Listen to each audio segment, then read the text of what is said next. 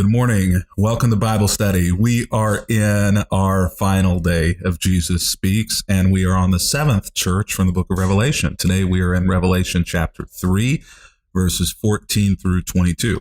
Before we jump into that, just a reminder, if you've not already done so, I've got an email going out here really soon, so make sure to get on the email distribution list, kmyoung.com/sign up, so that you can find out everything that's going on with the Young family.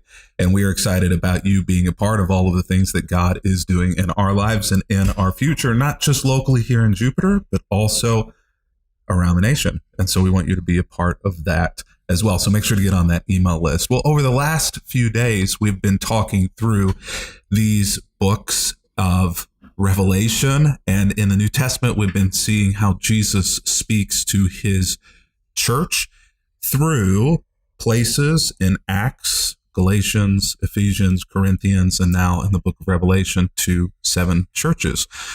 Through those 7 churches, we've seen 2 churches that were healthy out of the 7, which isn't a great batting average.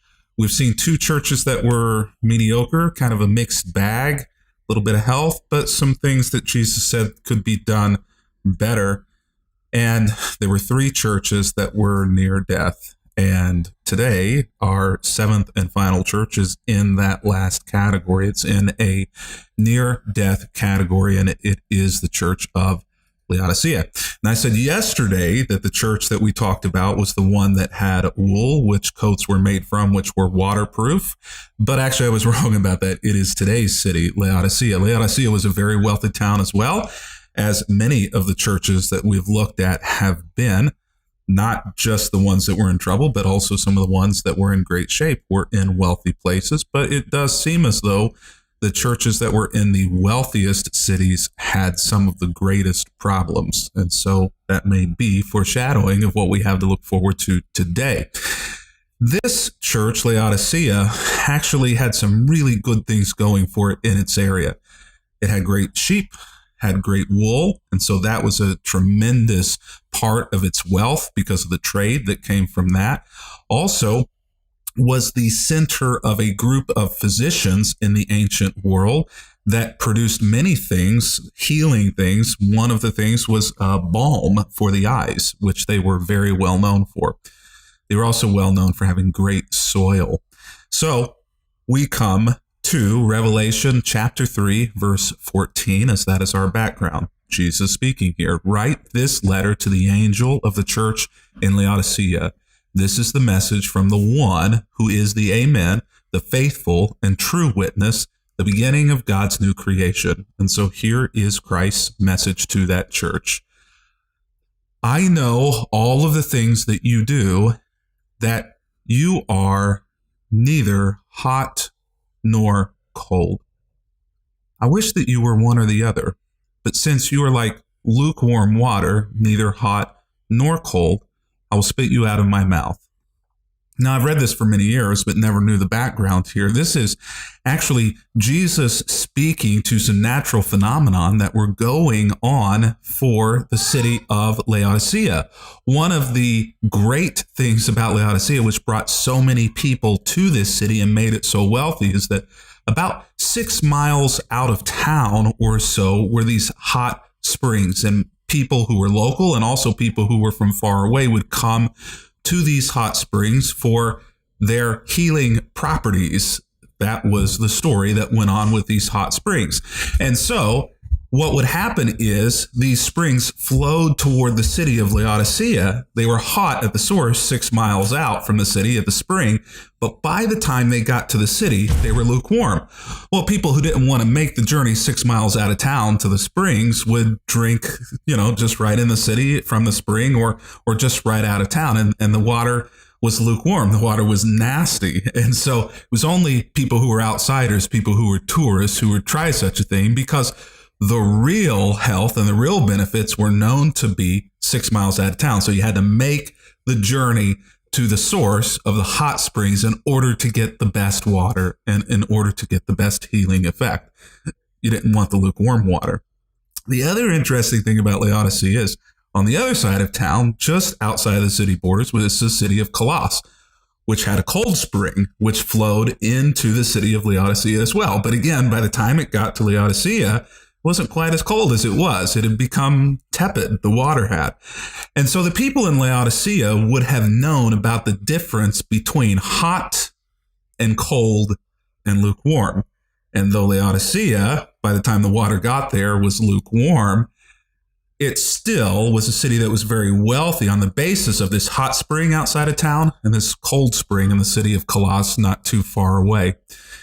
So they would have understood this metaphor. And Jesus says to them, "You're neither hot nor cold, but I wish you were one or the other. Instead, what you are is simply lukewarm. You're neither hot nor cold." And because of that, well, what happened when these people tried the lukewarm water? It was gross. It wasn't what they were expecting. And so they just spit it out of their mouth. And Jesus says, this is you. You are essentially mirroring the springs that have flowed into the city that nobody wants to drink of in the city because it's not hot nor cold. And so they spit it out of their mouth. And that's your spiritual life as well. God commands both individual believers as well as local churches to be hot in our fervency. God says, I would rather you be absolutely cold than to be lukewarm. I'd rather for you not to even try than to just simply do the bare minimum in your spiritual health. A believer who is burning with zeal for Christ is a normal Christian in the sense that this is the biblical norm for Christian living, to be on fire, to be glowing, to be ablaze for God. This is what the expectation is for the Christian life.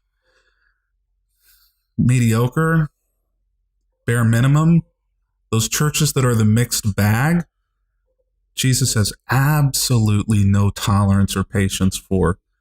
He'd rather you be an absolute unhealthy church near death, but with hope of being rescued, than to have just enough Jesus to inoculate you against your own fear or your own worry or your own concern, but yet not enough Jesus to actually change your life or to make any difference.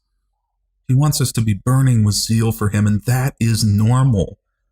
That's the standard. That's the expectation for followers of Jesus Christ, that we would be on fire, that we would be like glowing red embers, hot, ablaze for God. You say, I'm rich though. I have everything that I want. I don't need a thing. And you don't realize that you are wretched and miserable and poor and blind and naked. On the outside, you are comfortable, Jesus says. You've got enough money to make you happy. You've got a house that's nice enough for you to live in, for your kids to come over and your grandkids to play in. You've got a golf club membership at one of the country clubs in the area. You've got a strong enough 401k that you're going to be okay. You can take vacations. You can own a home in the north and in the south and live wherever the weather is most advantageous during whatever season of the year that it is. You say, I have everything I want. I don't need faith. I'll give you an hour on Sunday, God, and that'll be enough. God says on the outside, everything seems to be okay, but on the inside, if you were to take a barometer of your spiritual health, you're wretched and miserable, and inside you're poor and blind and naked. So he says, I advise you to buy your gold from me, gold that has been purified by fire. You're prizing the wrong wealth. And only whenever you take my wealth, my riches, then will you truly be rich. Also buy white garments from me so that you will not be shamed by your nakedness, and ointment for your eyes so that you will be able to see. Remember the things that they were known for? They were known for their garments, for their linens, for their trade, for their wool. And so Jesus here talks about one of the main trade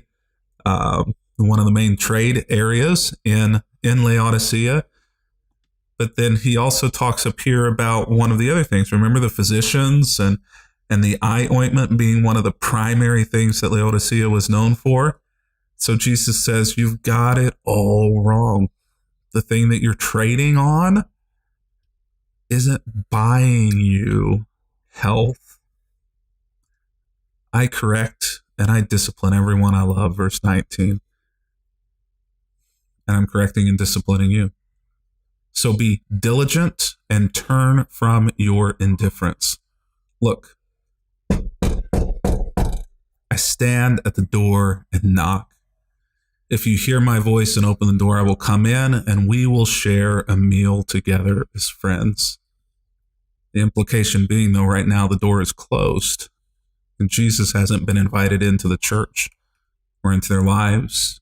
All he wants to do is share a meal, to share a table fellowship with them. Those who are victorious will sit with me on my throne, just as I was victorious and sat with my Father on his throne. And here's the conclusion that we hear every time. Anyone with the ears to hear must listen to the Spirit and understand what he's saying to the churches. You know, it's important that we get this. If we as individuals and as a church are not flammable or incendiary for God, there is something seriously wrong with us. So if you were to take spiritual stock at the end of this journey through Jesus Speaks, would you say that you are cold, that you are hot and ablaze, or that you're lukewarm? If you made it this far, I doubt that you're cold, but if so, you're on the right track. Maybe you think that you're hot with fire for Jesus, but maybe it's for things that you think are Jesus, but are just really placeholders that aren't necessarily for him. I would say that, sadly, more of us than we would like to admit are lukewarm. We're not ablaze. Maybe we once were. Maybe we never were. But for many of us, we once were, but we're not any longer. And we've become okay with that, comfortable with that. And this letter to the church at Laodicea says that if that's where we are, lukewarm, then something is seriously wrong. That's not the plan. That's not the goal. The cause of the spiritual lukewarmness of those Laodicean believers was their material wealth and prosperity.